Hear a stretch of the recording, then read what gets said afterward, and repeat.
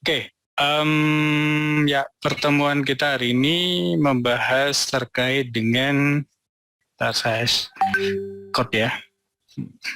Recording in progress.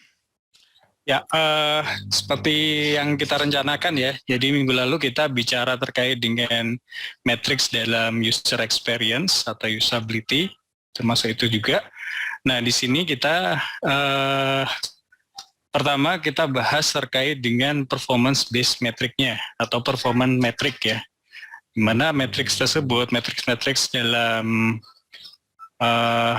user experience atau pengujian usabilitas itu berbasiskan performansi. Artinya berdasarkan behavior apa yang dilakukan oleh user ketika dia berinteraksi dengan suatu interface atau suatu produk.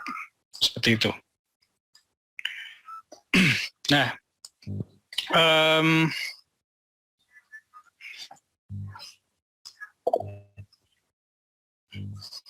Oke, terkait dengan performance matrix itu sebenarnya apa sih ya? Jadi di sini ketika seorang atau kita melakukan pengujian usabilitas ya, harapannya adalah kita melakukan observasi terkait dengan bagaimana ketika user itu dia melakukan interaksi atau bekerja atau melakukan sesuatu ya, aktivitas dengan menggunakan peralatan, software ataupun juga interface yang didesain. Nah di sini targetnya adalah kita pengen melihat behaviornya atau perilaku dari user itu ketika dia mencoba mencapai goal dari interaksinya dengan suatu interface. Jadi sebagai contoh misalkan kita pengen melihat gitu ya, misalkan website untuk KRS online ya, kita ambil contoh seperti itu misalkan. Nah dalam KRS online kita pengen lihat kira-kira seperti apa behavior dia ketika dia akan memasukkan mata kuliah yang akan didaftarkan dalam KRS. Nah di situ kita pengen lihat behaviornya seperti apa. Nah karena seperti yang saya sampaikan minggu lalu ya, bahwa matrix usabilitas itu adalah sesuatu yang berkaitan dengan user experience yang sifatnya adalah bisa diukur. Jadi di sini kita bisa mengukur behavior dari user ketika dia berinteraksi dengan produknya atau berinteraksi dengan interface, misalkan tadi ya sistem untuk KRS diisi master. Behavior apa yang perlu kita lihat? Bisa kita lihat berdasarkan misal berapa banyak sih klik yang dilakukan gitu ya, number of clicks gitu ya pada website. Dimana ini berkaitan dengan behaviornya yang kita amati ketika si user tadi itu dia mencari sesuatu atau mencari mata kuliah yang akan dimasukkan sampai nanti masuk ke atau berhasil mencapai goalnya. Jadi di sini ada behavior yang terukur, yaitu jumlah kliknya, kemudian ada goalnya gitu. Jadi di sini performance matrix itu adalah salah satu ukuran dalam user experience yang mana di situ bisa kita ukur untuk melihat bagaimana atau perilaku dari user ketika dia mencoba mencapai goalnya. Nah, itu contoh yang pertama. Bisa juga misalkan teman-teman ini ya mengevaluasi terkait dengan aplikasi untuk word processor, misalkan Microsoft Word gitu ya. Kemudian di situ teman-teman mencoba melihat kira-kira kalau user itu dia mencoba menggunakan fungsi referencing atau fungsi citasi ya pada Microsoft Word, gitu ya, aplikasi Microsoft Word ya melalui ini ya Mendeley misalkan. Nah di situ katakanlah kaitannya dengan memformat halaman tersebut gitu ya, menghormat kira-kira nanti apakah sesuai atau belum sesuai dengan format yang kita harapkan atau tidak. Nah di situ kita ukur berapa lama waktu yang dibutuhkan. Itu adalah user behaviornya. Jadi di sini how long it took users to enter and format a page, ini adalah user behaviornya. Jadi dalam artian di sini performansanya adalah waktu, kemudian properly gitu ya, secara dengan baik untuk formatting halaman di word processing application-nya, itu adalah goal-nya. Nah, ini yang kaitannya dengan performance metric. Nah, performance metric sendiri ini tidak hanya tergantung pada user behavior atau perilaku dari user, tetapi juga terkait dengan skenario atau tugas task yang kita desain. Jadi gini, misalkan kita mendesain suatu aplikasi gitu ya, atau suatu software. Nah, software itu ada goal yang ingin kita harapkan user itu bisa berinteraksi atau menggunakan software tersebut atau aplikasi tersebut. Nah, di sini salah satu hal yang perlu kita perhatikan adalah kita butuh suatu tugas atau suatu skenario. Karena tanpa adanya skenario tadi, itu artinya user akan melakukan ya free interaction gitu ya, free interaction, tapi performance metricnya itu akan sulit untuk terukur karena tidak ada batasan kapan itu mulai, kapan itu selesai, kapan goal itu dicapai. Nah, ini terkait dengan performance metricnya. Oke, saya cek di Menti belum ada pertanyaan yang masuk ya. Oke, kita lanjut. Nah, performance metrics kemarin saya sampaikan ada 5 ya, ada 5 tipe dasar atau ya matrix dalam user experience berkaitan dengan performance. Yang pertama adalah task success, keberhasilan dari suatu task. Ini teman-teman saya yakin sebelum UTS sudah tahu ya task success itu yang seperti apa. Gitu ya. Kemudian ada time on task, atau berapa lama sih waktu yang dibutuhkan untuk menyelesaikan suatu task atau suatu tugas. Kemudian error, berapa banyak error yang dilakukan selama mengerjakan suatu tugas atau suatu task. Kemudian ada efisiensi, gitu ya. Nah, efisiensi di sini kalau saya lihat kemarin itu atau dari tugasnya teman-teman ya, ini kayaknya sebagian besar ini menyampaikan efisiensi itu berkaitan dengan berapa lama waktu yang dibutuhkan, gitu. Ya meskipun tidak salah ya ketika kita katakan kalau semakin cepat itu berarti semakin bagus interface-nya. Artinya user tidak mengalami kesulitan. Tapi di sini efisiensi dalam user experience itu tidak sekedar hanya kita lihat dari waktunya.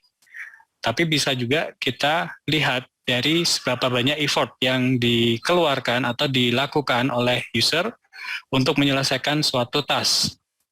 Misalkan tadi kalau dikaitkan dengan slide yang sebelumnya ya, itu ada kaitannya dengan berapa banyak klik yang dibutuhkan atau dilakukan, atau berapa banyak halaman yang dibuka oleh user sampai dia menemukan halaman yang diinginkan misalkan.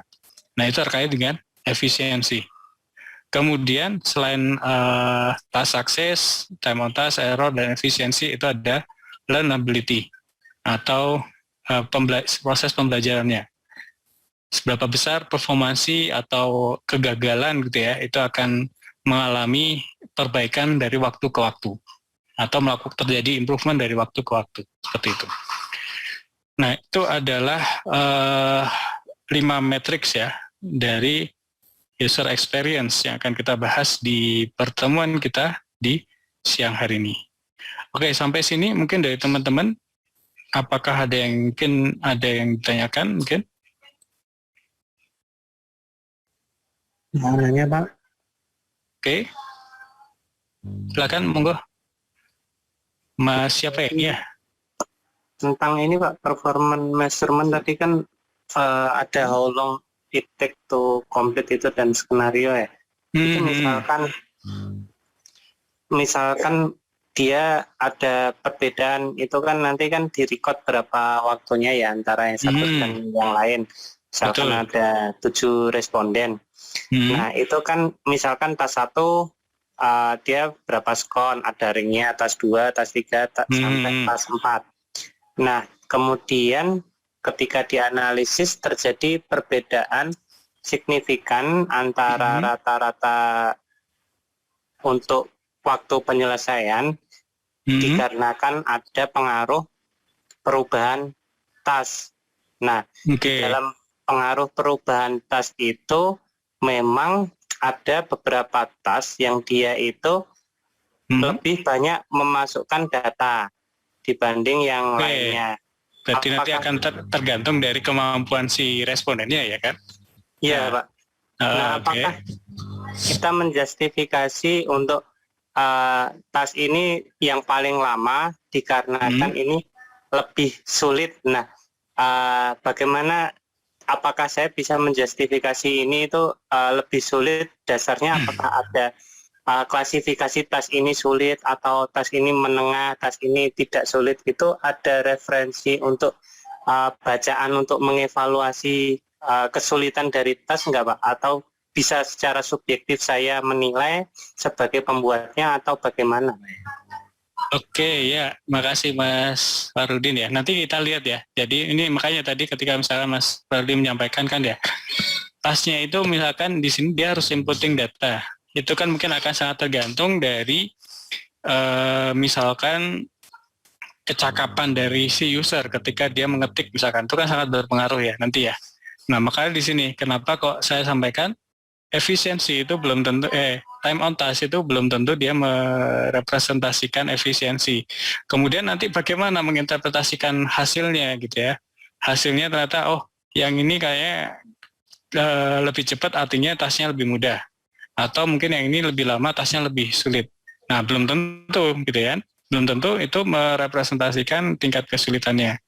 Makanya nanti biasanya dalam performance matrix itu kita coba combine dengan measure yang lainnya atau parameter yang lainnya, misalkan terkait dengan isunya, problemnya, atau misalkan dicombine dengan misalkan responden diminta untuk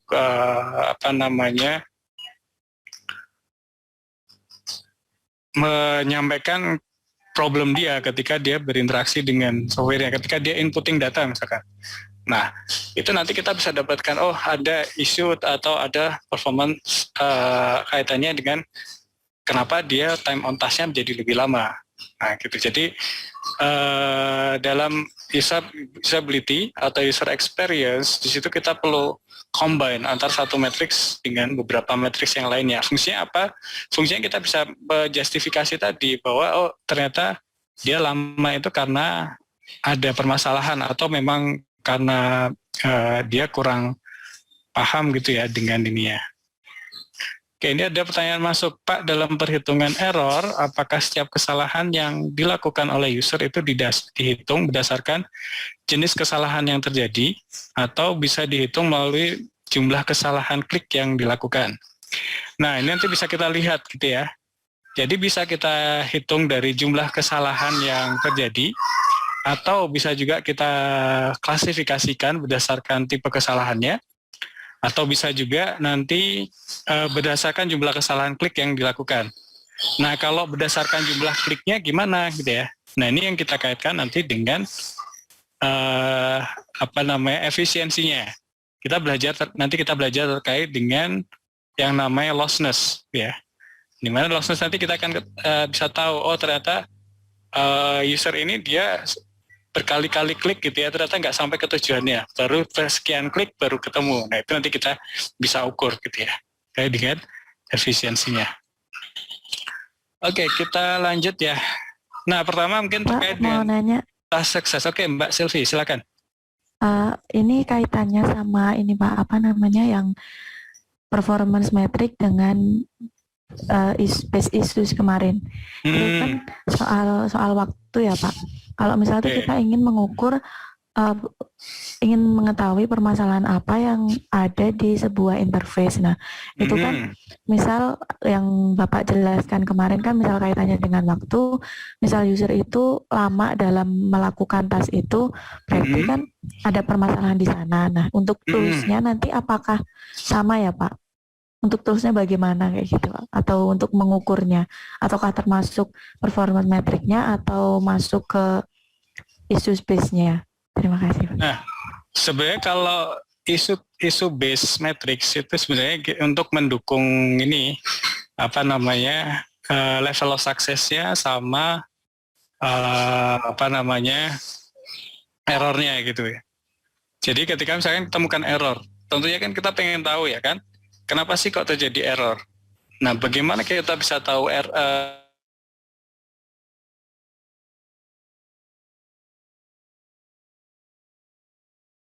lihat dari isu base matrix-nya tadi, isu base-nya.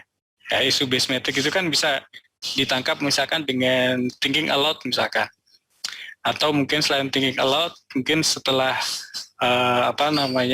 user melakukan task, di situ kita beri ada interview gitu ya, post hoc interview untuk melihat kira-kira penyebabnya apa gitu. Jadi isu base metric di sini itu nanti untuk mendukung gitu, mendukung terkait dengan penyebab munculnya error tersebut gitu. Kira-kira seperti itu. Kalau kita menggunakan metrik isu space itu otomatis kita menggunakan performance metric, Pak? Belum tentu juga sebenarnya. Tapi idealnya di situ kalau isu base metric itu kan hampir sama seperti mungkin kemarin teman-teman belajar terkait heuristik ya, heuristic method gitu ya. Jadi lebih karena mencari sebenarnya penyebab dari masalah itu apa sih gitu sebenarnya. Jadi bisa dia sebagai main task-nya. Kalau main task-nya di situ berarti kan kita mencoba mengidentifikasi masalah dari interface yang ada, ya kan? Tapi bisa juga itu kita kaitkan dengan ininya, penyebab dari error itu kenapa sih kok task ini misalkan errornya banyak. Nah di situ kemudian kita tangkap ternyata dari isu base-nya tadi. Isu di sini kan berkaitan dengan masalah ya, problem usabilitasnya. Itu. Terus ini izin menyambut pertanyaan terkait dengan kesalahan jumlah klik. Jika tes dilakukan secara online dan pakai media HP tidak bisa terpantau salah klik atau tidak. Untuk siasatinya bagaimana? Kalau ini ya secara online gimana? Pakai HP? Oh ya. Pakai HP ini sebenarnya bisa juga dilakukan dengan screen recording gitu ya. Jadi di sini ada ini enggak ya? Ada Mbak Dia ya mungkin ya yang pernah berpengalaman melakukan pengujian usabilitas dari aplikasi teman diabetes ya. Nah di situ kita bisa mengantisipasinya adalah dengan menggunakan screen recording gitu ya. Screen recording di situ nanti bisa kita lihat behavior dari orang itu, dia apa saja sih yang diklik gitu ya. Apa saja yang dibuka halamannya gitu. Atau alternatifnya adalah dengan dicombine dengan nanti teman-teman di pertemuan keberapa ya terkait dengan eye tracking itu sebenarnya bisa. Jadi salah satu toolnya, mungkin teman-teman yang pernah ngambil ergonomi kognitif lanjut ya, itu bisa pakai alat yang namanya kemarin itu namanya gaze recorder ini. Nah kalau nggak salah gaze recorder ini bisa digunakan untuk mengevaluasi interface untuk smartphone. Nah, nanti mungkin teman-teman bisa mencoba gitu ya, pakai gaze recorder, otomatis di situ kan online gitu ya. Respondennya ada di seberang sana gitu, kemudian dia akan mencoba mengerjakan atau berinteraksi dengan interface-nya. Bahkan kita mungkin bisa dapatkan juga eye movement-nya untuk melihat bagian apa saja sih di interface tersebut yang diobservasi. Seperti itu. Jadi itu salah satu siasatnya ya, siasat. Ya. Pak Titis, maaf Pak, nyambung tadi yang dari HP itu. Itu kan kemarin kasusnya tuh kelompok kami kan GoMart ya Pak, dan itu kan mau nggak mau harus pakai HP. Nah kalau misalnya kayak gaze recorder atau screen recorder tuh maksudnya berarti dari respondennya ngeinstal aplikasi itu untuk merekam sendiri Pak. Kalau dari kitanya kan memang udah nge-record, tapi kan recordnya berdasarkan layar yang dia share screen aja gitu loh Pak. Kita nggak bisa detek kemarin tuh dia salah klik apa enggak, terus gitu. Kegagalannya ketika dia mengerjakan tas tuh kita kemarin cuma meraba-raba, dan ketika dia bilang ternyata nggak bisa dia bilang kayak gitu. Dari kami fasilitator harus menanyakan, ya nggak bisa apa Mbak, tadi emang ngeklik apa gitu kan, jadi kurang efisien dan efektif. Kalau kalau online tadi gaze recorder itu sih sebenarnya bukan aplikasi sih, jadi dia halaman website gitu ya, yang mana di situ bisa sebenarnya yang di-record adalah gerakan matanya gitu. Tapi secara otomatis itu nanti dari interface-nya terrecord gitu. Nah, kalau screen recorder itu fungsi ini ya, fungsi apa istilahnya itu, fungsi bawaan dari smartphone kayak nggak salah. Sekarang kan ada banyak ya, hampir semua bukan aplikasi ya, smartphone itu kan dilengkapi untuk fungsi screen recorder. Nah, screen recorder di situ termasuk juga di dalamnya dia bisa men-set apakah nanti akan sekalian dengan suara atau tidak. Nah, di situ sebenarnya yang bisa kita gunakan gitu. Jadi kalau misalkan yang pakai iPhone gitu ya, coba saya share coba ini ya. Gimana ya enaknya? Nah, saya coba screen di sana muncul nggak ya?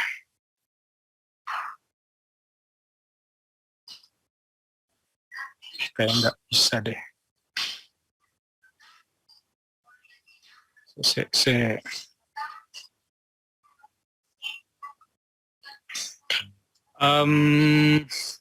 Mungkin nanti teman-teman bisa coba cari ya, ini fungsi untuk screen recording ya ada di smartphone tuh yang di mana. Nah, itu sebenarnya bisa jadi salah satu tool dalam ini ya, usabilitas ya. Kita mencoba merecord aktivitas si user ketika dia mencoba berinteraksi dengan aplikasi itu.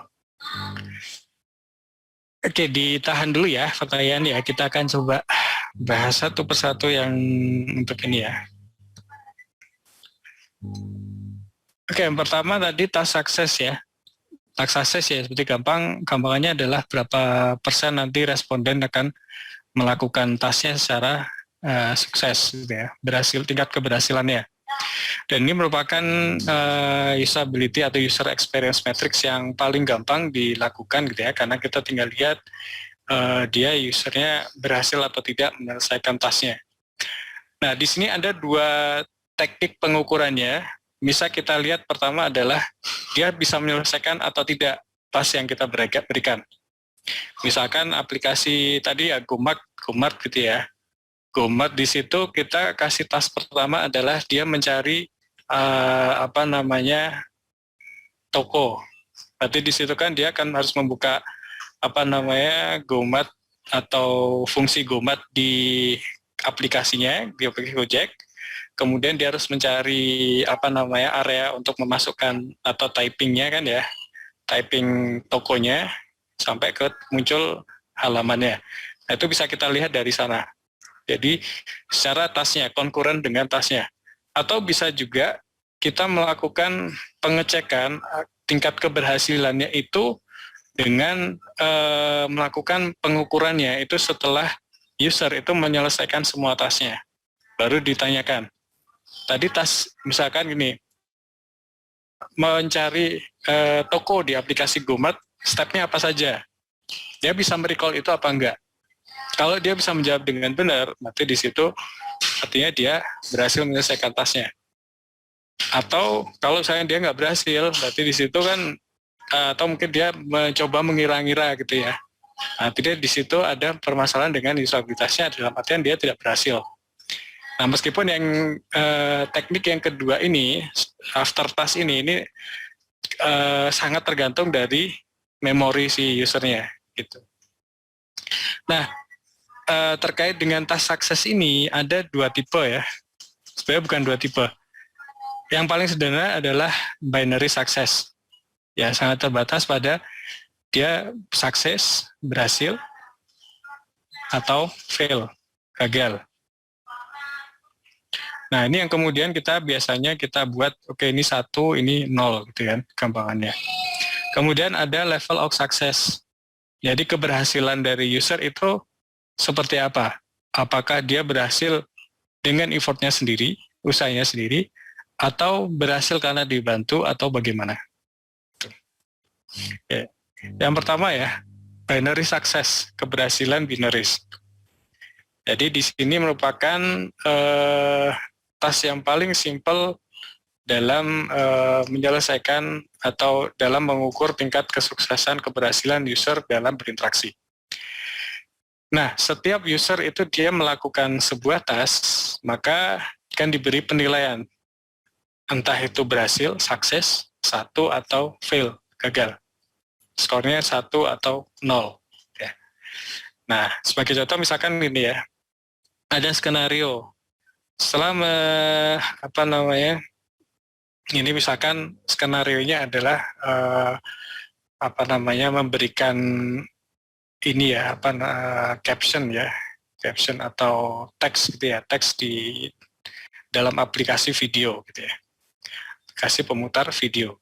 Nah, di sini ada beberapa skenario mulai dari minor, critical sama serious. Kemudian user itu diminta termasuk mulai di sini mengubah subtitlenya gitu ya, dari bahasa Inggris misalkan ke bahasa Spanyol ya, Spanish ya. Nah, di sini paling gampangnya adalah kita lihat kalau user itu dia berhasil menyelesaikan tugasnya, maka di sini kita beri skor 1 seperti ini. Kalau gagal ya sudah, kita kasih nilai 0, ya kan? Nah, terakhir nanti kita lihat berapa banyak sih yang dia berhasil, berapa banyak yang gagal, atau success rate-nya. Misalkan di sini karena dari 5 orang user ini ternyata 4 orang berhasil, maka di situ kita bisa katakan oke, success rate-nya adalah 80%. Atau kalau di sini misalkan task kedua yang critical,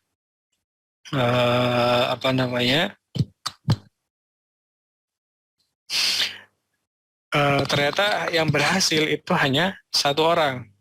1 orang dari 5 orang, artinya di situ 20% ya. Paling gampang seperti ini adalah cara paling mudah untuk memberikan penilaian terkait dengan task suksesnya. Namun yang jadi masalah adalah tingkat kesuksesan ini artinya apa gitu. Apakah artinya kalau hampir semua orang itu berhasil itu maka tasknya itu mudah, atau mungkin interface-nya mudah dipahami sehingga tingkat keberhasilannya tinggi, atau bagaimana? Nah, ini yang kemudian memunculkan ide terkait dengan pemberian skala gitu ya, bukan skala ya, klasifikasi terkait dengan tingkat kesuksesan ya, kita bahas berikutnya. Kemudian bagaimana cara kita nanti menyajikan terkait dengan task suksesnya. Kalau di sini jelas ya, setiap task itu nanti akan diberikan persentase, bisa seperti ini gitu ya. Atau kalau di slide berikutnya, kita bisa memberikan penilaian selain untuk masing-masing task ini. Setiap task 1 ini ada 7 orang dari 10 responden partisipan, artinya 70%. Yang task kedua ada 5 orang dari 10 orang, berarti 50% dan seterusnya.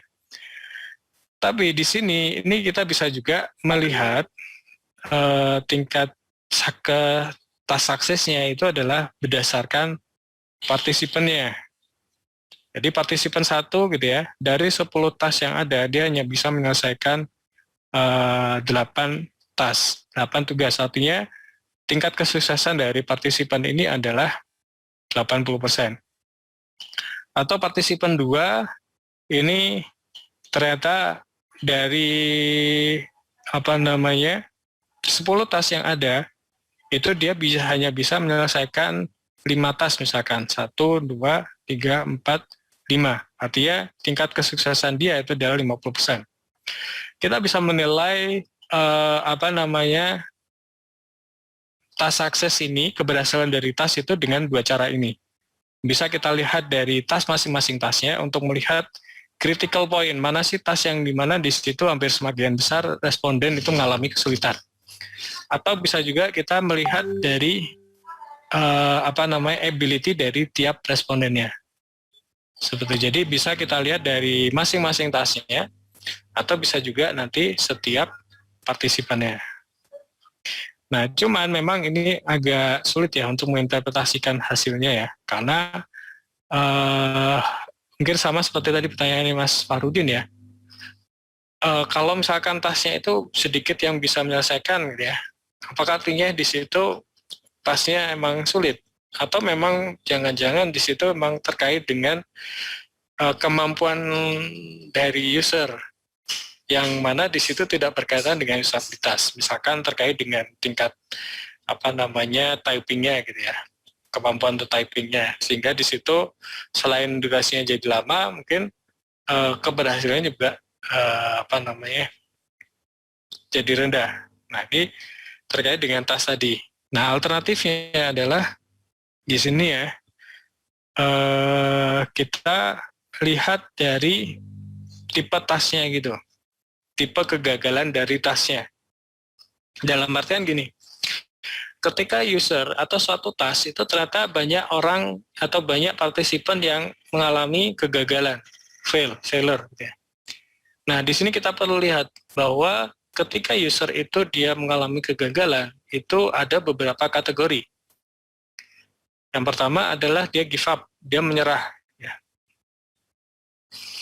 Dalam artian, dia mungkin saking bingungnya udah nggak tahu harus ngapain lagi, ya udah dia menyerah. Dan di sini kita langsung katakan fail. Atau bisa juga tadi ini berkaitan dengan pertanyaan tadi Mas Farudin ya. Moderator itu merasa ini kok respondennya nggak selesai gitu ya, terlalu lama gitu ya. Akhirnya moderatornya menghentikan tasnya karena di situ nggak jelas gitu kapan dia akan menyelesaikan tasnya atau kapan dia menyelesaikan dari tugas yang kita berikan. Maka di situ kita hentikan. Bisa jadi mungkin fail-nya itu karena ini. Oke, kita katakan ini usernya fail. Atau terlalu lama, terlalu too long gitu ya. Usernya itu sebenarnya bisa menyelesaikan tasnya. Jadi kita kasih durasinya misalkan dalam 1 menit gitu ya. 1 menit. Ternyata usernya itu dia bisa menyelesaikan tasnya, tapi durasinya itu dia ternyata lebih dari 1 menit, 2 menit lah misalkan. Nah, meskipun dia berhasil, tapi di sini bisa juga mungkin kita anggap fail, karena tidak sesuai dengan ekspektasi kita. Atau memang bisa juga dia salah gitu ya, dia merasa udah bener kok tasnya urutannya yang harus yang dilakukan, tapi ternyata dia tidak berhasil, sebenarnya dia nggak berhasil menyelesaikan. Nah, itu ada juga yang seperti itu. Nah, di sini yang kemudian yang menarik ya sebenarnya terkait dengan tas suksesnya gitu ya. Kalau kita hanya melihat, yang berhasil itu sekian persen, tas ini tingkat kesuksesannya sekian persen. So, artinya apa gitu kan, kalau nggak ada ini kan, nggak ada penjelasannya gitu. Makanya di sini ketika kita mengevaluasi terkait dengan tingkat kesuksesan, maka di sini kita harus definisikan leveling ya, tingkat level dari kesuksesannya itu seperti apa.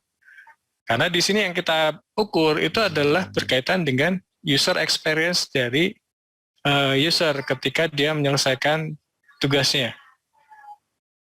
Jadi ada hubungannya dengan user experience. Bisa jadi mungkin dia struggling, berjuang keras sudah menyelesaikannya.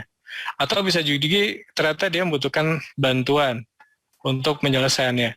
Sementara ada juga responden yang bisa menyelesaikan tasnya itu tanpa kesulitan. Nah, karena ada variasi ini tadi, termasuk juga kalau kita perhatikan ini ya, di slide yang sebelumnya ini ya, ada partisipan yang dia bisa menyelesaikan semuanya. Ada yang cuman selesai 20%. Ada yang mungkin hampir 90%, hampir 100% ya kan? Artinya di situ ada variabilitas antar respondennya. Nah, karena ada leveling tadi, artinya user itu ketika dia menyelesaikan tasnya itu dengan cara yang berbeda-beda. Nah, dari sini kemudian ada perlu leveling terkait dengan task completion-nya atau task success-nya, keberhasilan dari penyelesaian tugasnya. Di sini kita bisa bagi 3 kelompok besar ya.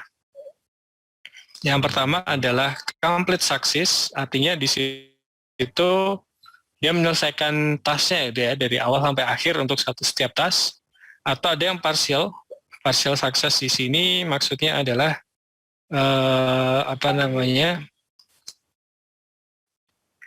dia menyelesaikan tugasnya, tapi dengan waktu yang kurang atau tidak sesuai ekspektasi kita. Nah, itu kita bisa katakan, oke, itu adalah partial success. Atau bisa juga fail, benar-benar gagal, gitu ya. Nah, juga user gagal ini ada dua penyebabnya. Bisa jadi mungkin dia merasa sudah menyelesaikan tugasnya, tapi ternyata belum. Atau bisa juga mungkin usernya menyerah karena dia merasa nggak berhasil menemukan gimana caranya untuk menyelesaikan tugas tersebut. Nah, di sini kemudian task sukses tadi atau keberhasilan dari task itu kita klasifikasikan ke dalam beberapa level. Seperti itu. Oke, kita cek ada pertanyaan mungkin? Belum ada ya kayaknya ya.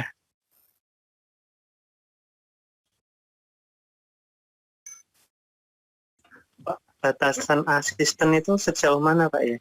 Boleh diberikan? Batasan asisten di situ gini, bisa jadi mungkin sedikit apapun bantuan dari moderator, maka di situ kita bisa katakan itu dengan asisten, dengan bantuan gitu. Jadi ada yang menggunakan seperti itu. Atau mungkin katakan gini, satu task yang dibangun itu ada beberapa tahapan, ada step-nya.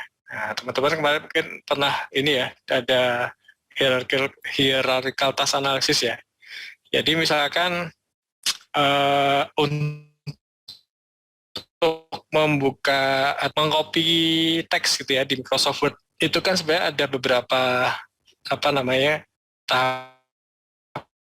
ya. Mulai kita misalkan kita memblok teks yang akan kita copy, kemudian bisa juga langsung Ctrl+C, atau bisa juga stepnya adalah dengan klik edit, kemudian pilih menu copy, atau misalkan dengan mengklik icon gambar kertas 2 itu ya copy. Nah, misalkan gini, kita lihat dari step-step tadi itu berapa banyak asisten yang diberikan, bantuan yang diberikan oleh moderator gitu. Ada yang mungkin mengatakan, oke, kalau misalkan cuma sedikit bisa clear. Tapi di situ tetap aja dia ada bantuan kan. Artinya di situ sedikit apapun asisten itu maka perlu kita catat. Oh, dia suksesnya itu karena bantuan atau tanpa bantuan gitu. Partial success pun juga sama. Partial success di sini mungkin dia menyelesaikan tasnya tapi durasinya terlalu lama. Nah, itu dengan asisten, dengan bantuan atau tanpa bantuan gitu.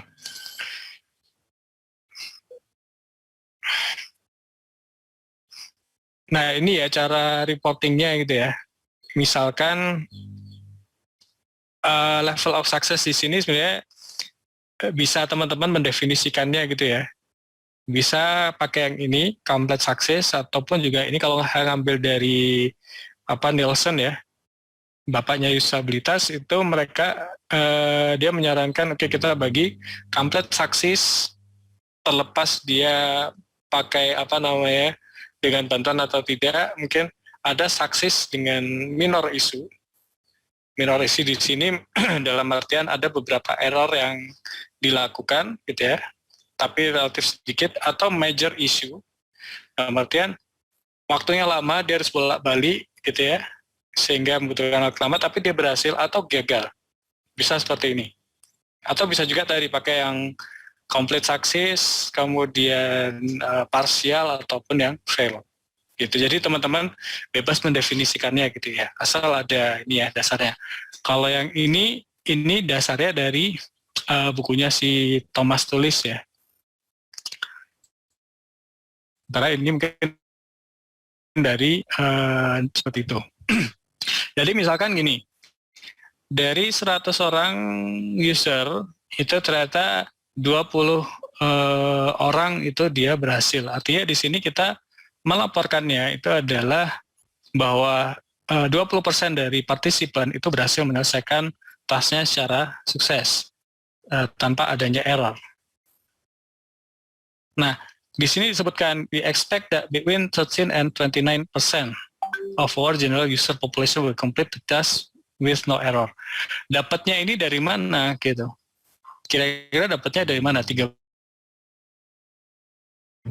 ada yang tahu mungkin? Dengan caranya adalah dengan melihat confidence intervalnya. Nanti caranya gimana? Teman-teman bisa pakai yang 90% atau 95% confidence interval. Nanti mungkin saya coba share ini ya, bagaimana sih caranya agar dapat confidence interval untuk misalkan di sini kaitannya dengan task suksesnya gitu ya.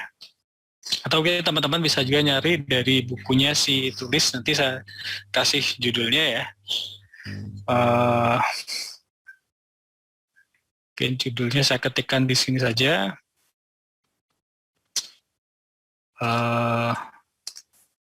Measuring user experience ya.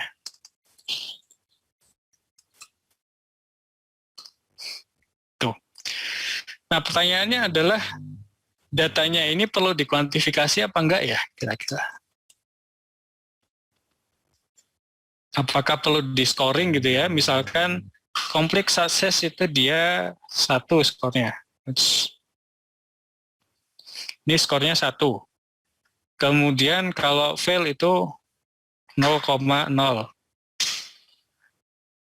Kemudian kalau misalkan dia sukses dengan minor issue, seperempatnya gitu ya. Ini misalkan kita beli skor kayak ini 0,75. Suksesnya major issue itu 0,25 misalkan. Apakah seperti ini? Jawabannya tentu enggak ya. Jadi karena di sini sifatnya adalah data kategoris, fail gitu ya. Kemudian success with major issue, success with minor issue, ataupun complete success gitu ya. Atau mungkin kalau yang di sini ada 3 gitu ya, atau 6 lah. Give up, kemudian complete, dan seterusnya. Cara menyajikan datanya bagaimana? Apakah dengan rata-rata? Tentunya jawabannya enggak ya. Teman-teman bisa pakai misalkan dibuat plot gitu ya. Atau di sini ada kalau nggak salah.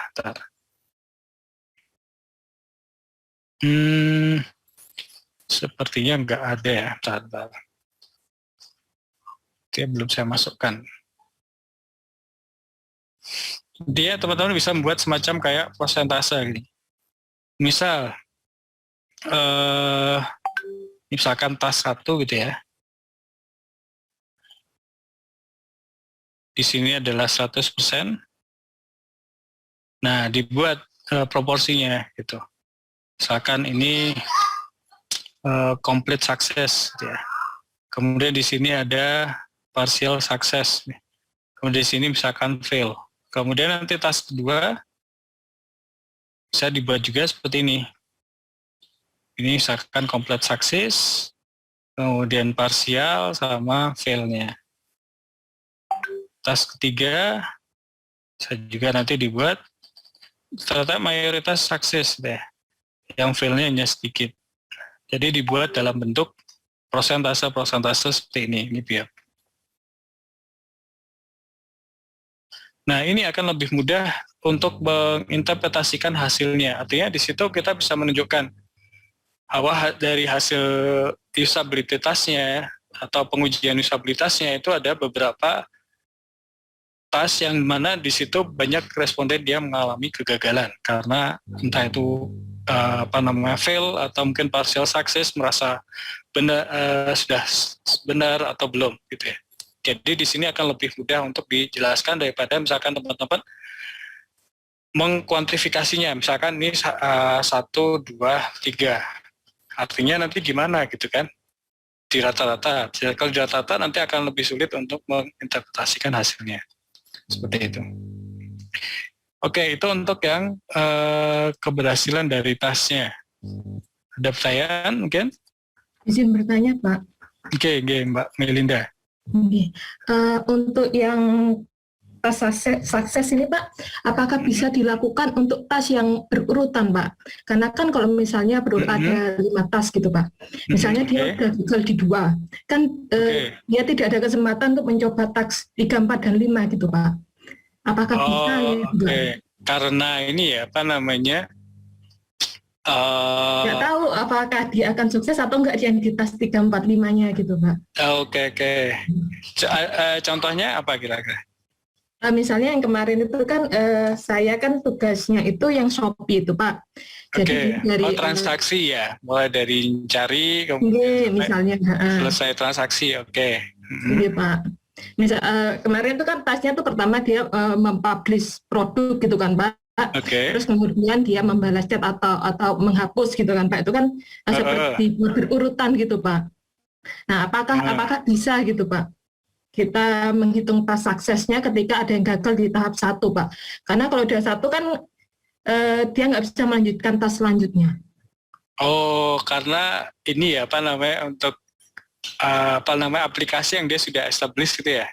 Dan ya itu salah satu yang mungkin ini sih ketika misalkan kelemahan dari apa namanya sumatif atau formatif yang di akhir itu. Sumatif ya berarti ya. Artinya kan di situ sangat ketika sangat tergantung dari tas yang sebelumnya ya sudah berarti kan di situ kita anggap dia termasuk user yang gagal. Kemudian ya meskipun nanti sebenarnya bisa kita lihat juga sih sebenarnya tas 1 itu dia berhasil apa enggak. Kemudian dengan ya istilahnya pakai dummy gitu ya, eksperimen dummy gitu. Dengan dummy itu kira-kira dia bisa enggak dengan tas yang lainnya. Jangan-jangan mungkin memang tas yang berurutan tadi itu sebenarnya apa namanya misalkan tas 1 gitu ya. Ini antara tas 2 misalkan. Nah, caranya gimana? Kalau misalnya kita punya tas yang berurutan, kemudian kita pengen lihat berapa persen sih tasnya, keberhasilan dari tasnya gitu ya, in overall keseluruhan. Kalau kita lihat, tas 1 ternyata dia gagal, terus kita mikir, oh ya berarti wes berhenti gitu ya. Bisa jadi kita ambil gini, situasinya gini berarti, apa namanya? Untuk tas tersebut itu kita anggap dia fail. Nah, kemudian moderator dari disabilitasnya itu bisa saja mungkin dia mencoba men-setkan seolah-olah dia berhasil, kemudian diminta untuk melanjutkan tas yang berikutnya. Apakah dia berhasil lagi atau tidak? Kalau ini tas ketiga gagal lagi, kita buat lagi dummy. Tas ketiga. Karena bisa jadi mungkin di tas 1, tas 2 itu dia terlalu kritikal sehingga sementara tas ketiga dan seterusnya itu ternyata gampang, kan bisa ada kemungkinan seperti itu, ya kan? Nah maka di situ kita coba masing-masing dari tas itu, kalau misalkan dia nggak selesai, ya dari moderatornya dia akan memodifikasi gitu ya. Kita apa namanya catat dia sebagai gagal, kemudian nanti harapannya dia bisa lanjut ke tas berikutnya gitu. Seperti itu kira-kira Mbak Melinda. Kalau misalnya ternyata kalau udah give up ya udah selesai gitu Pak, terus data tas 2, 3, 4-nya nggak ada, berarti nggak bisa ya Pak ya? Nah khawatirnya kan jadi nggak bisa dianalisis kan? Iya, ya. Kemarin nggak sempat kepikiran juga. Itu sih. Pak, matur nuwun Pak. Sami-sami. Ada lagi dari teman-teman? Lanjut ya. Tas berikutnya adalah nih yang tadi yang sempat ditanyakan ya, time on task, waktu penyelesaian dari tugasnya. Jadi secara gampangnya sih disebut dengan task completion time gitu ya, atau task time, waktu untuk tasknya. Ada yang mengatakan ini adalah good way gitu ya, cara yang gampang atau cara yang baik untuk mengukur efisiensi dari suatu produk. Dengan pertimbangan bahwa orang kalau dia bisa menyelesaikan tasknya dengan produk itu lebih cepat, artinya lebih baik. Nah, pertanyaannya apakah ini benar seperti itu? Apakah faster is better? Nah, saya pengen tahu nih, kira-kira kalau menurut pendapat teman-teman gimana? Ada yang punya ide mungkin?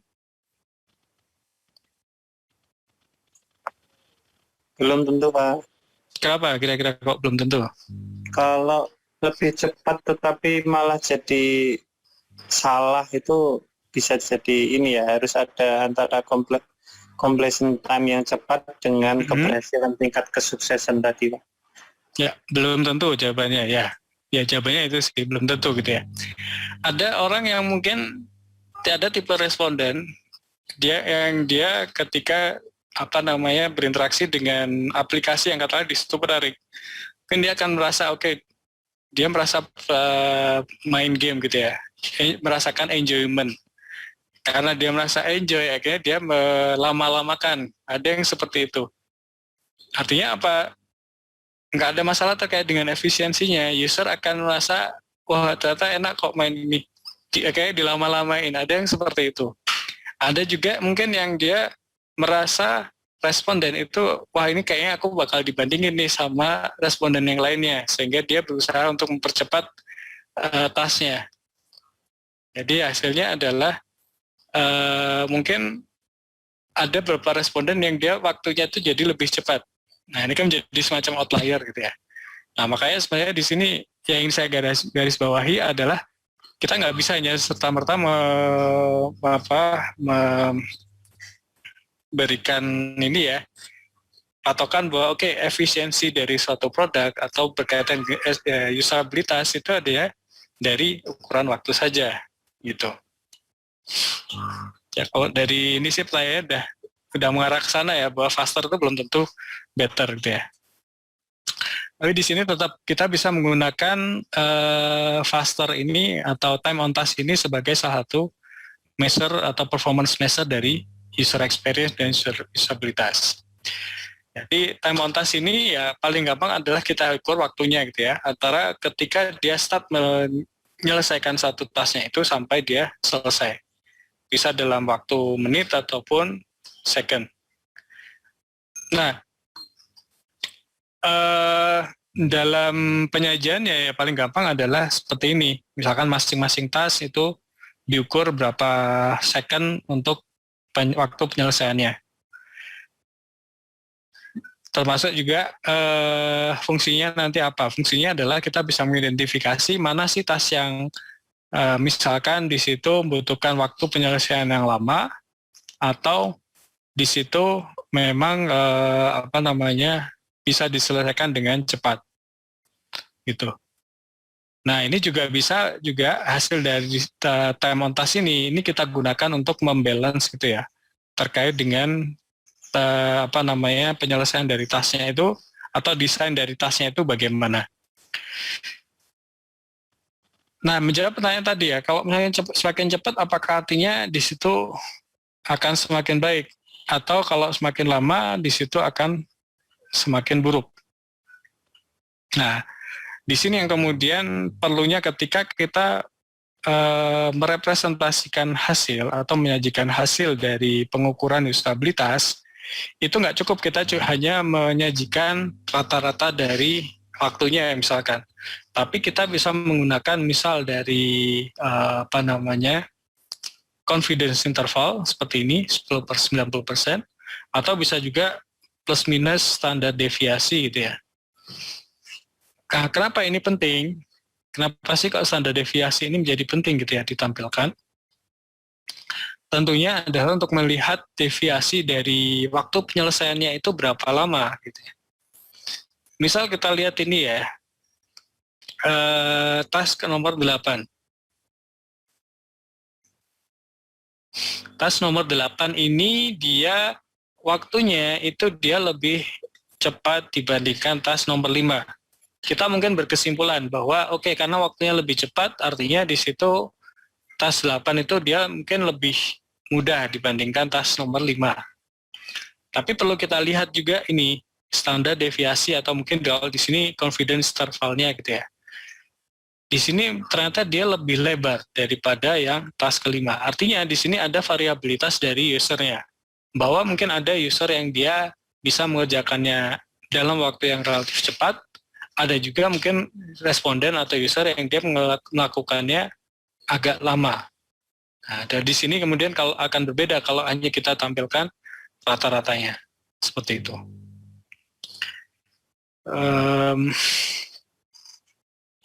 Nah, ini isu yang perlu dipertimbangkan ya dalam kita menggunakan time on task ya.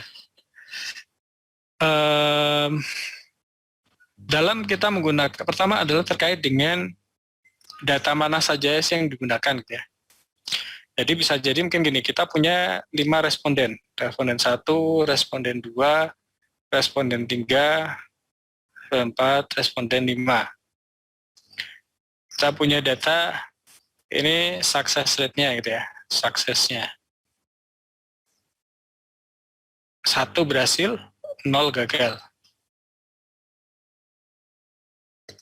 Nah, kemudian di sini ada time-nya. Nah, dalam menganalisis itu bisa ada beberapa pertimbangan. Bisa kita ambil yang dia berhasil saja, artinya responden 1 dan responden 2 saja yang data waktunya kita ukur. Nah, di sini mungkin bisa kita dapatkan untuk measure efisiensinya. Bahwa efisiensi dari tasnya itu bisa terukur gitu ya. Karena di situ kita sudah mencoba menghilangkan data-data yang responden ini dia gagal menyelesaikan tugasnya. Ini masih make sense ya, kita pakai efisiensi dengan catatan adalah semua responden yang datanya kita pakai itu adalah yang berhasil. Bisa juga kita ambil all task, atau semua responden ya, termasuk di situ. Artinya di situ kita bisa melihat overall user experience-nya seperti apa. Nah, ini erat kaitannya dengan yang sini tadi. Kita bisa lihat, oh ada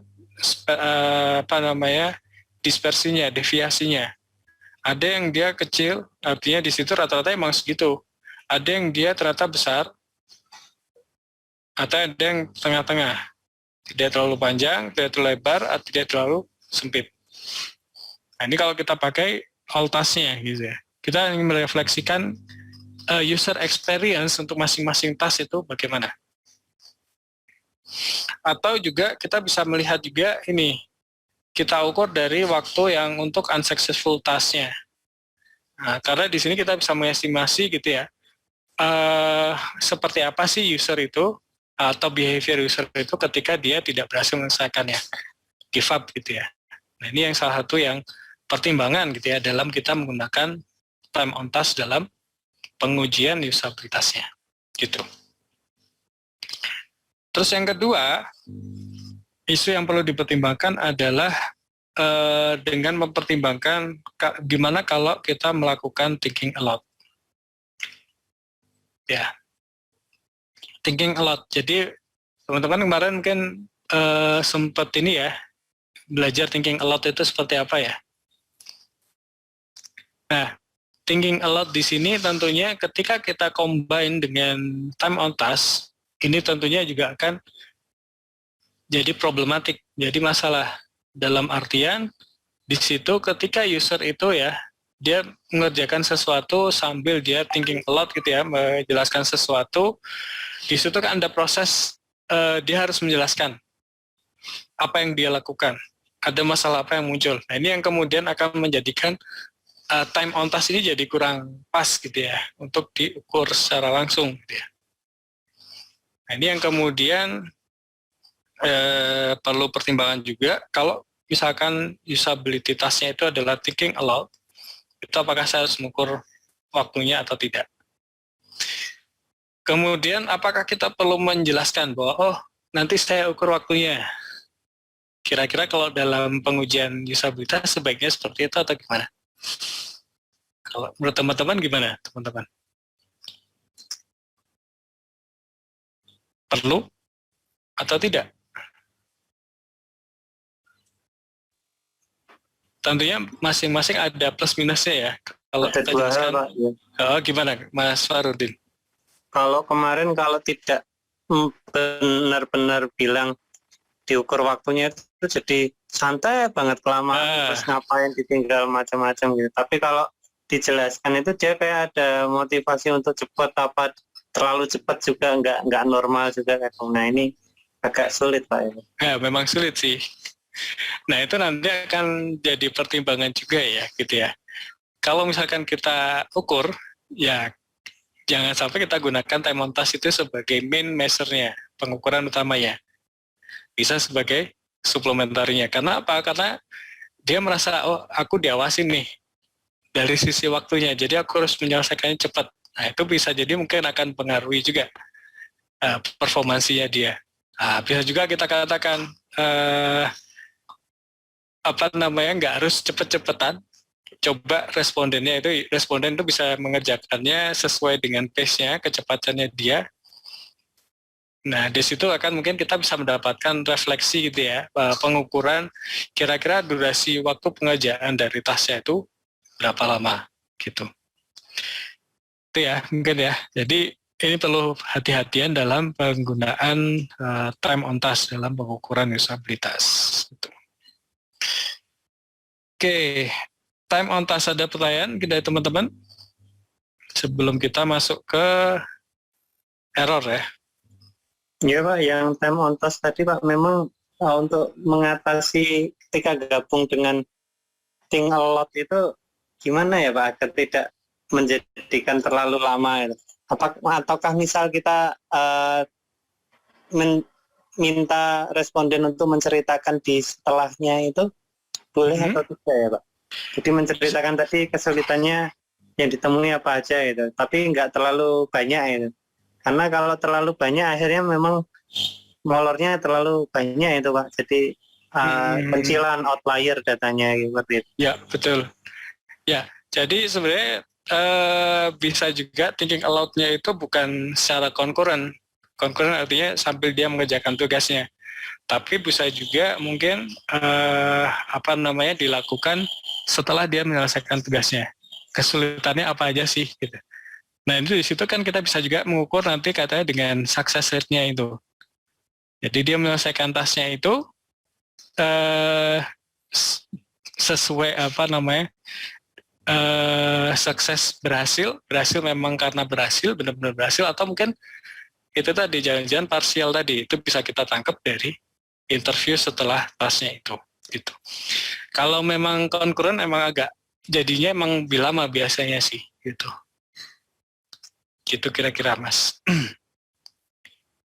Oke, lanjut ya.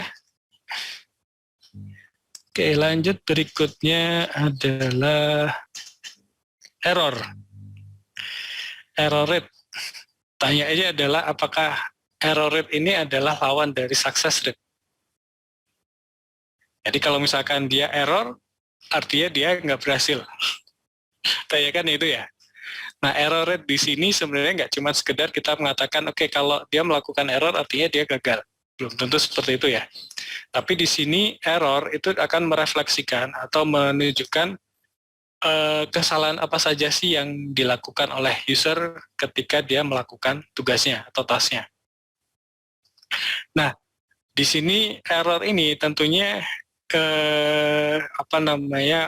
manfaatnya ya dari pengembangan interface ataupun user experience dari suatu produk itu adalah ketika kita temukan error, artinya di situ kita bisa menemukan gitu. Kira-kira bagian mana sih yang katakanlah di situ mungkin membingungkan bagi user sehingga mungkin bisa mengakibatkan terjadinya kesalahan atau mungkin misleading bagi user ketika dia berinteraksi dengan interface misalkan. Nah, contohnya misalkan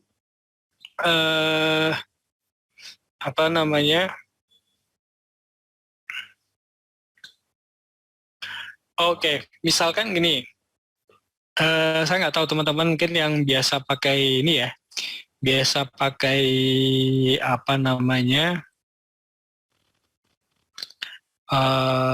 PC ya, PC berbasis Windows gitu ya.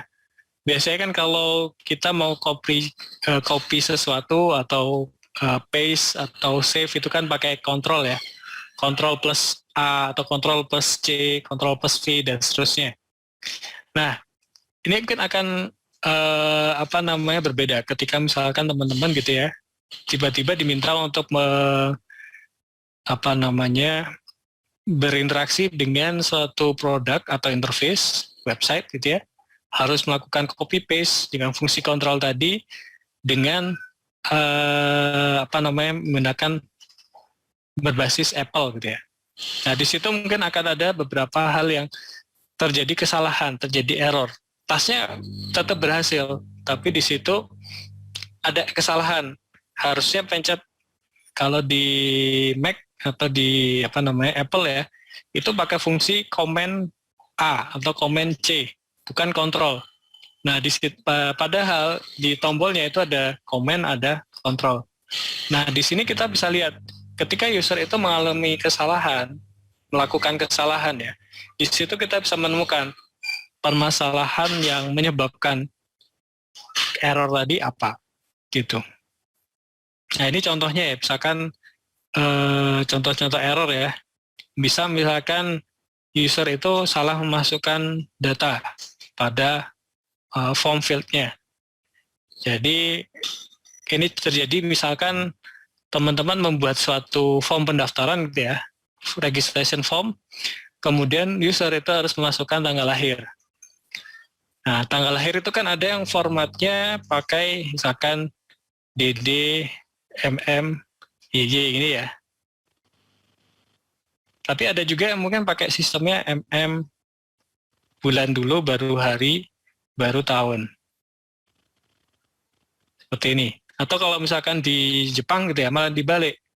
Tahun dulu, kemudian bulan, baru tanggalnya. Nah, ini sangat berpotensi menimbulkan kesalahan ini. User itu salah masukkan data pada form. Gitu. Atau bisa juga sebenarnya kesalahannya itu adalah karena dia salah memilih gitu ya. Jadi ada menu drop down gitu ya. Drop down itu maksudnya yang kita klik nanti akan muncul gini ya. Ada segitiga ini muncul akan ada banyak pilihan. Ada listnya. Nah, ini kemudian user itu ternyata salahnya itu salah ngeklik gitu ya. Salah ngeklik, kemudian dia harus balik lagi, klik lagi. Nah, ini error, tapi di situ tidak menyebabkan adanya kegagalan. Nah, ini bisa kita masukkan dalam error. Atau misalkan user ini salah urutan. Nah, urutannya harusnya misalkan dari A, kemudian B, dan C sampai ke D gitu ya. Tapi ternyata dia tahu shortcut-nya gitu ya. Misalkan urutannya ternyata dia A, kemudian C, kemudian D. Atau bisa juga mungkin dia salah dalam artian urutannya gini. Harusnya dia dari A ke B, tapi dia ke C dulu. Terus dia balik ke A, kemudian baru B, C, terus D. Nah, ini bisa juga bentuk dari kesalahan. Jadi ada urutan yang tidak sesuai. Atau mungkin dia salah ngeklik gitu ya, ngeklik tombol. Nah, ini bentuk-bentuk kesalahan yang perlu kita catat ketika kita melakukan observasi gitu ya, terkait dengan user experience. Nah, kesalahan-kesalahan ini nanti itu bisa dikaitkan juga dengan efisiensinya, gitu. Oke, untuk yang error mungkin ada yang ditanyakan, di Menti belum ada, bisa open mic juga. Ini bagaimana kita menampilkan data terkait dengan error ya. Jadi kalau di sini contohnya misalkan bagaimana memasukkan password gitu ya dalam satu interface dalam beberapa kondisi, mulai dari kondisi kontrol, artinya mungkin interface-nya itu belum banyak berubah gitu ya, inisial gitu ya, kemudian ada kondisi 1, kondisi 2, dan mungkin ada 8 interface gitu ya. User dikasih task adalah memasukkan password. Nah, masukkan password di sini ternyata ada beberapa error. Error di sini bisa dikaitkan tadi dengan kesalahan, entah itu dia karena kesalahan typingnya atau mungkin karena dari ukurannya yang terlalu kecil, sehingga di situ mungkin ini ya, kalau teman-teman perhatikan tuh ya, kita input password, itu ada yang dia menggunakan bulatan seperti ini, ada yang mungkin pakai bintang gitu ya, asterisk gitu, ada yang seperti ini, ada yang mungkin dia ada opsi untuk memunculkan passwordnya gitu ya. Ketika ini diklik maka dia akan memasukkan A, B, C, D dan seterusnya, atau yang lainnya. Nah, misalkan gini, kita pengen bandingkan mana sih yang paling baik usabilitasnya, user experience-nya. Umumnya itu adalah kita pakai yang bintang gitu ya, atau asterisk. Kemudian ada tuh lagi, mungkin kita coba kalau pakai bullet gimana. Atau ada opsi kita bisa munculkan passwordnya. Nah, mana sih yang memberikan error yang paling sedikit? Nah, bisa jadi mungkin kan user akan mengira-ngira, oh dia masih kurang ketika 2 ini dia kurang istilahnya kurang karakternya kurang nih, sehingga jadi error. Nah, di sini kita bisa tampilkan jumlah error rate-nya gitu ya, berdasarkan kondisi yang ada. Misalkan. Oke, ada pertanyaan sampai di sini?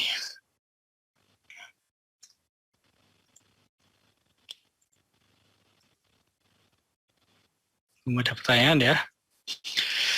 Ya, terakhir ya, ini tadi yang efisiensi ya. Tadi mungkin kita bahas ya. Time on task itu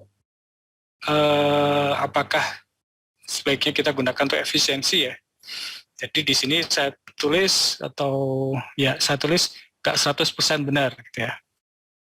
Nah, definisi tepat kalau menurut ini ya, dari buku yang saya pakai dan menurut saya juga ya, saya setuju dengan buku tersebut, efisiensi dari suatu interface atau produk itu bisa kita lihat dari seberapa besar sih effort, usaha yang dikeluarkan oleh user dalam menyelesaikan suatu task. Semakin sedikit effortnya, artinya di situ semakin efisien. Sebaliknya ketika semakin banyak effortnya, artinya di situ kurang efisien. Nah, kita bisa ngukur ya, efisiensi ini berdasarkan cognitive effortnya gitu ya. Cognitive effort di situ berarti benar-benar mengandalkan memori dari user gitu ya, atau bisa mengandalkan dari kemampuan kognitif dari user, atau bisa juga effortnya secara fisik gitu ya. Nah, ini misalkan kita bandingkan antara interface dengan touchscreen dengan yang non touchscreen. Nah, di situ akan bisa kelihatan physical effortnya seperti apa. Atau misalkan kita buat, mungkin teman-teman yang pernah semester lalu ya, atau mungkin di kelasnya Bu Fitri ya, terkait dengan tahu fit law ya. Masih ingat dengan Fitts law? Iya, Pak. Nah, di situ juga bisa kita lihat atau ukur dari terkait dengan physical effortnya gitu. Kayak kan di situ biasanya tergantung dari jarak sama ukuran dari targetnya, ya kan? Nah, ini bisa kita kaitkan dengan physical effort dari usabilitas. Nah, efisiensi di sini dalam mengukur ya, mengumpulkan dan mengukur terkait dengan efisiensi, kita pertama yang perlu kita lakukan adalah kita perlu identifikasi action apa saja yang perlu diukur, kemudian start dan akhir dari action tersebut ya. Jadi misalkan tadi ya, untuk aplikasi Shopee tadi ya, Shopee ya, bener ya Shopee ya, upload dari gambar gitu ya, upload gambar atau produk. Nah, di sini berarti yang terukur adalah mulai dari dia membuka aplikasinya sampai gambar itu terupload. Artinya itu adalah ada masing-masing start dan end-nya. Nah, itu kita definisikan. Start end untuk task tersebut itu terdiri dari berapa task atau berapa kegiatan, aktivitas. Kita definisikan start-nya sama end-nya.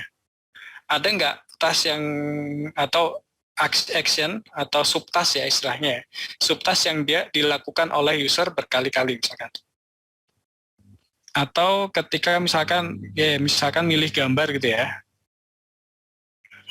dia ada beberapa gambar gitu ya. Nah, katakanlah ini kita ambil sebagai sub action ya gitu ya, dari mulai start dia muncul sampai dia memilih.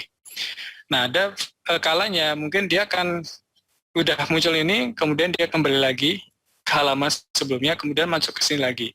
Nah, di situ kita hitung action-nya, aktivitasnya. Nah, itu yang kemudian kita gunakan sebagai measure untuk mengukur efisiensinya. Seperti itu. Nah, untuk bisa mengkuantifikasi, ada istilahnya atau ada metode yang namanya lossless. Lossless di sini, ya, loss itu kan ini ya, hilang gitu ya. Jadi yang diukur adalah ketersesatan ya, metrik ketersesatan. Seberapa tersesat sih user itu ketika dia menggunakan produknya.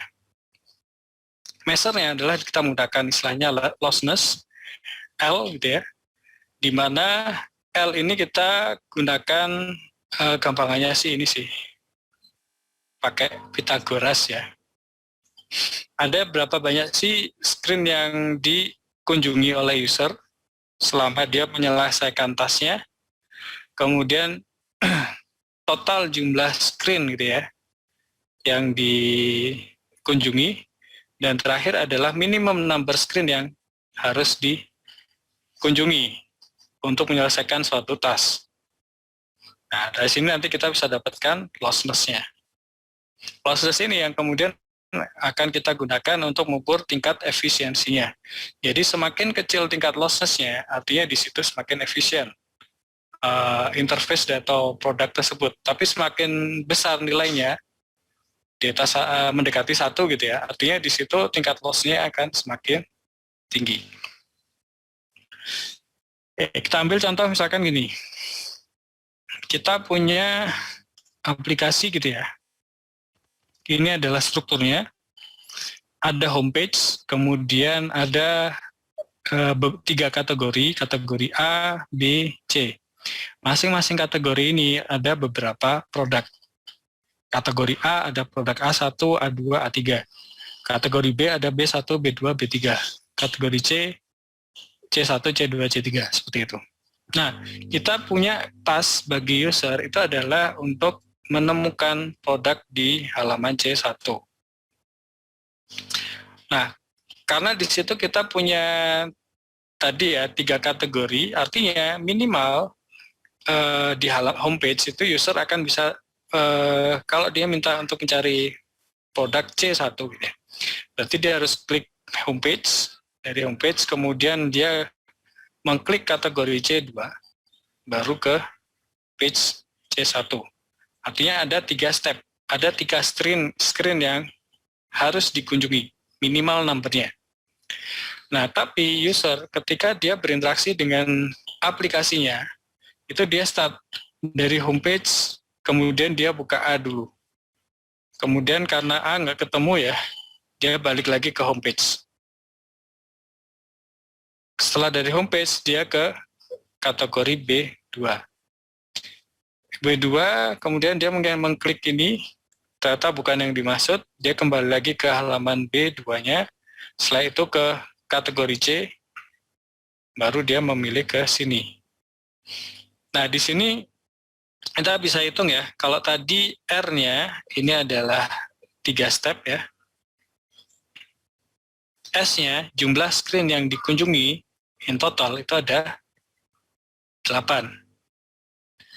Yaitu 1, homepage, kedua adalah kategori, kemudian kembali ke homepage lagi, 3, kemudian ke kategori B, 4, ke produk B, 5, kemudian kembali ke kategori B lagi, halaman ini 6, kemudian ke kategori C, dan terakhir di kategori C1. Jadi total ada 8 stepnya, itu S-nya.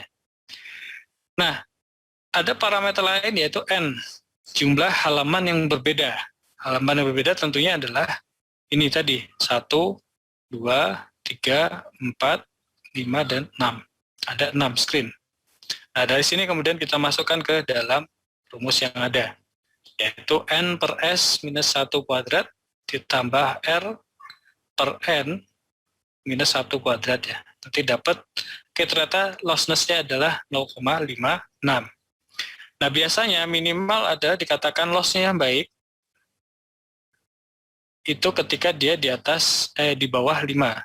Ketika di atas 5, 0,5, itu artinya interface tersebut itu tidak terlalu baik.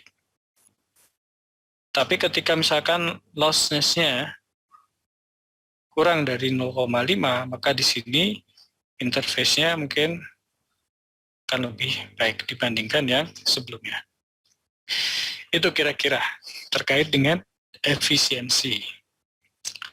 Ada pertanyaan sampai di sini mungkin? Nah, teman-teman silakan mencoba ya dengan misalkan dengan aplikasi yang ada, dihitung efisiensinya dengan menggunakan parameter lossless ini, gitu. Mau nanya Pak? Ya, monggo silakan. Yang efisiensi itu memang ini Pak harus diukur ya. Terus yang kedua yang saya tanyakan ada yang dia metodenya itu dari success rate dibagi dengan time on task, terus akhirnya jadi persen. Nah, apakah metode itu berbeda atau seperti apa? Terima kasih. Bisa juga sebenarnya yang ini ya. Jadi kalau ini sih efisiensi dia berdasarkan ISO ya. Bisa kita hitung dari task completion rate-nya. Artinya di situ keseluruhan gitu ya, dari misalkan ada 10 orang gitu ya, untuk task ini berapa persen sih yang berhasil menyelesaikan tasknya. Itu. Kemudian masing-masing dari task itu kan ada waktu penyelesaiannya. Nah, itu kita rata-rata waktu penyelesaian in overall, kemudian di sini kita bagi. Jadi bisa juga kita bagi dari rasio antara completion time-nya dibagi dengan efisiensinya, waktunya. Kita dapatkan adalah efisiensi. Kenapa ini menjadi efisiensi? Karena di situ menggambarkan bahwa keberhasilan dari task itu akan tergantung pada ininya, task time-nya, waktunya. Sehingga di situ kan menunjukkan berapa besar sih effort yang dikeluarkan atau diberikan oleh user untuk menyelesaikan task-nya sampai berhasil. Seperti itu. Jadi bisa menggunakan pakai completion rate-nya, task completion rate-nya dibagi dengan efisiensi waktunya. Nah, completion rate di sini ini berarti kita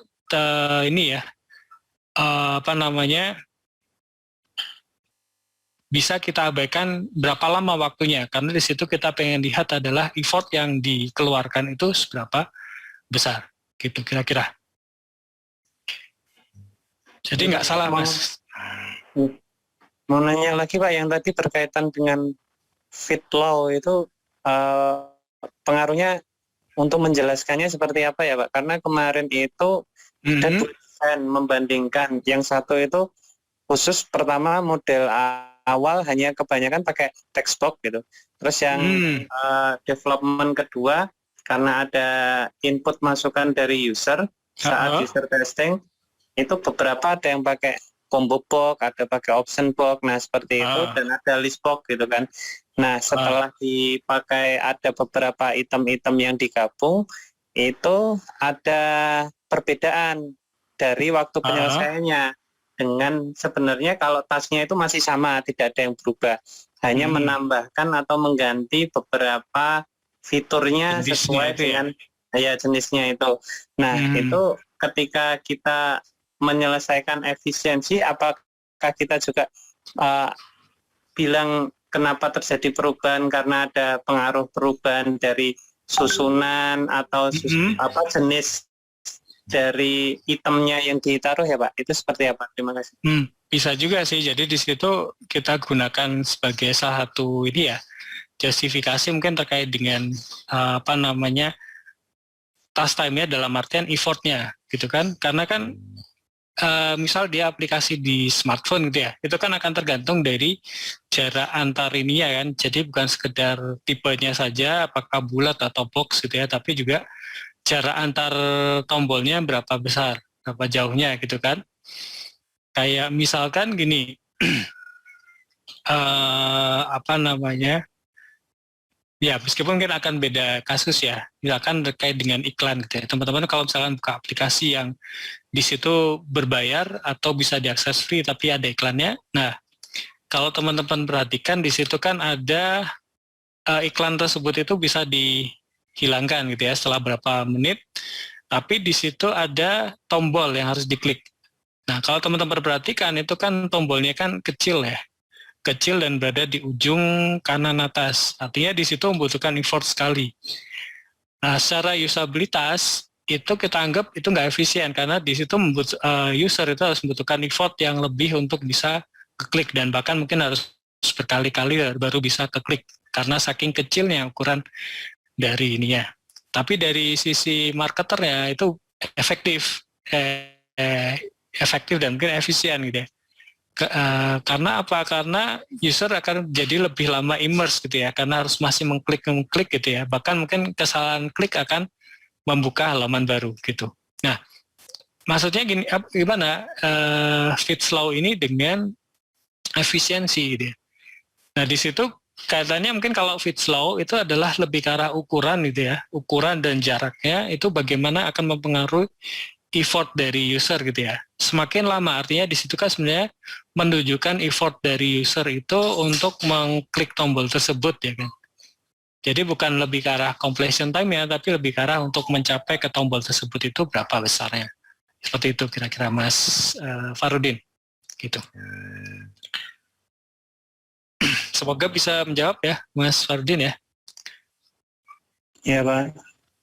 Oke, lanjut terakhir ini adalah learnability gitu ya. Learnability di sini terkait dengan kita mengukur performance dari user ketika dia menggunakan produknya dari waktu ke waktu terkait dengan performance-nya gitu ya. Apakah semakin cepat atau semakin lambat, atau apakah semakin banyak error atau semakin sedikit errornya. Nah, learnability ini kita bisa menggunakan performance metric seperti misalkan time on task. Biasanya time on task itu orang akan melihatnya oke, semakin cepat ini time-nya ya. Task time-nya ini adalah time to use-nya. Semakin lama itu akan semakin cepat gitu ya. Harapannya seperti itu.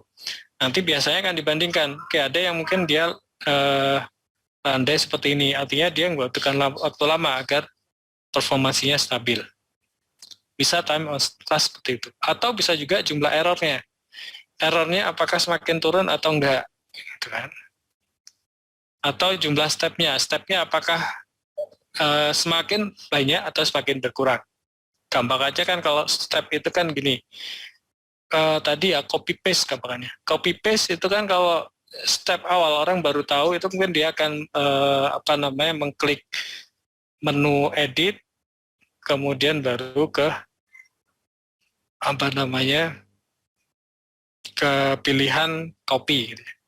Atau bisa juga kalau dia udah terbiasa tinggal ngeklik tombol yang ada di barnya itu. Oh, ada gambar ini. Nanti kita bisa langsung copy paste, copy. Atau bisa juga langsung pakai Ctrl C ataupun Ctrl V, di mana di situ stepnya lebih singkat lagi. Nah, ini semakin lama, semakin cepat, semakin sedikit stepnya itu bisa jadi parameter untuk learnability-nya. Atau ini tadi, parameter efisiensinya tadi, task success-nya semakin besar rasionya, artinya di situ akan semakin baik. Jadi bentuknya mungkin akan menjadi seperti ini. Gitu ya. Itu kira-kira mungkin ya, terkait dengan learnability. Gitu. Oke, itu mungkin untuk kuliah kita. Ada pertanyaan mungkin sebelum saya akhiri? Pak, saya tadi mau bertanya, cuman ada gangguan jaringan jadi tidak bisa bertanya. Oke, silakan. Tadi yang di bagian loss itu Pak, nah di situ kan, ya? Iya di situ kan kita membuat tahapan-tahapan apa saja yang dilakukan untuk mencapai tujuan dari goals-nya itu di setiap task. Nah, tadi kan dibahas Pak, kalau misalnya satu task itu ternyata banyak alternatifnya. Nah, itu apakah kita buat semua task itu dengan alternatifnya masing-masing, baru kita menentukan loss-nya, atau seperti apa ya Pak? Oke, kalau di awal, katakanlah kita baru mendesain satu interface, user baru pertama kali menggunakannya gitu ya, itu kita berikan step yang standarnya. Step standar itu bisa terlalui apa enggak, gitu. Nanti bisa kita lihat lagi, berikutnya kira-kira katakanlah kita kasih, oke, ada beberapa shortcut gitu ya. Jadi misalkan di ntar saya coba buka aplikasi ini ya. Yang mana yang sama semua sekarang udah pada di depan ya ini ya. Ini deh aplikasi Peduli Lindungi ya. Peduli Lindungi di situ interface yang lama itu adalah agak berbeda dengan yang sekarang gitu ya. Katakanlah pertama user dia pengen scan public space gitu ya. Berarti kan dia harus mengklik tombol tertentu atau icon tertentu gitu ya. Yang mana mungkin posisinya dia berada di bawah dekat ini. Kemudian kan sekarang dia pindah di atas gitu ya. Nah di situ sebenarnya bisa kita lihat step-step itu tadi bisa kita berikan in general, step standarnya seperti ini. User bisa ngikutin apa enggak. Kemudian kita kasih dengan shortcut atau dengan jalur pendek. Dia bisa ngikuti apa enggak. Nah, di sini kemudian kita bisa lihat dari sisi learnability-nya gitu ya. Learnability-nya dalam artian kalau dia berkali-kali gitu ya, beberapa kali gitu untuk mencoba berinteraksi dengan aplikasinya, dia bisa menemukan itu enggak gitu. Jadi stepnya apakah semakin sedikit apa enggak gitu. Nah, itu sebenarnya bisa juga selain kita ngukur efisiensinya, itu juga kita lihat learnability-nya seperti apa gitu kira-kira. Oke, berarti di tahapan saat kita melakukan eksperimen, kita tuh perlu mengatakan bahwa stepnya harus seperti ini, seperti itu ya Pak. Jadi tidak langsung mengatakan mohon untuk misalnya waktu itu tugas kami kan di Spotify Pak. Jadi misalnya kayak membuka lagu. Jadi kita tasnya waktu itu mohon untuk membuka lagu. Nah itu kan kalau kita memutar lagu itu kan banyak tahapannya Pak, tahapan alternatifnya. Nah di situ tuh berarti saat itu harusnya kami yang sebagai eksperimenter bilangnya membuka lagu dengan tahapan ini ya Pak. Bisa seperti itu. Iya. Bisa juga kalau misalkan katakanlah interface tadi itu dia sebenarnya ada bisa diakses dengan beberapa cara. Nah, user itu dia bisa menemukan apa enggak. Nah, itu kita bisa pakai. Itu jadi kita sudah define, yang paling singkat itu adalah goal-nya. Kemudian user bisa menemukan itu apa enggaknya. Dalam artian lostness-nya nanti akan terukur gitu. Dia akan tersesat enggak. Kalau misalkan ada step-step yang sebenarnya bisa singkat tapi dia mungkin agak berulang bulat-bulat gitu ya gitu. Tapi idealnya sih kita kasih yang cara standarnya seperti apa gitu. Baik Pak, terima kasih. Oke, ada lagi mungkin dari teman-teman? Oke, kalau nggak ada mungkin bisa kita jawabkan dari di sini ya. Saya kasih ada tugas buat teman-teman, tugasnya simpel ya, mungkin boleh melanjutkan tugas yang kemarin, tugas UTS ya, kalau nggak salah ya. UTS kemarin, kemudian mencoba memasukkan kira-kira parameter dari performance measure-nya apa saja gitu. Jadi mungkin di depan mungkin teman-teman bisa mencoba menyajikan ya. Nggak semua sih, mungkin ada beberapa mungkin akan secara acak saya tunjuk untuk mempresentasikan kira-kira performance measure apa saja yang cocok dengan task yang atau interface yang teman-teman evaluasi usabilitasnya. Sembari nanti minggu depan kita bahas terkait dengan issue based measure-nya. Kira-kira seperti itu gitu ya. Ada pertanyaan mungkin terkait dengan tugasnya?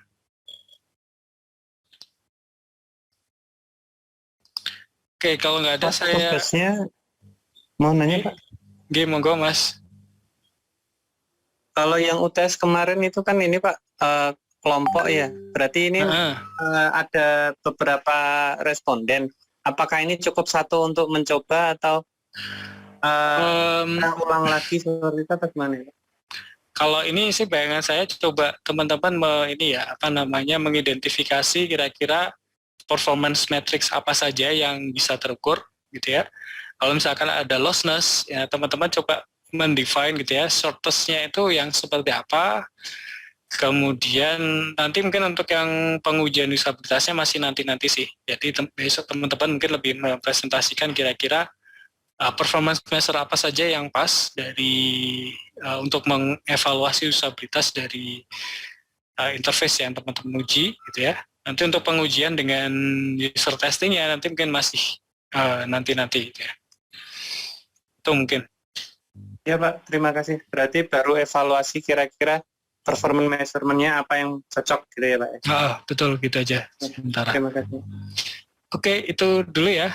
Mungkin bisa saya cukupkan sampai di sini. Selamat siang, selamat sore. Assalamualaikum warahmatullahi wabarakatuh.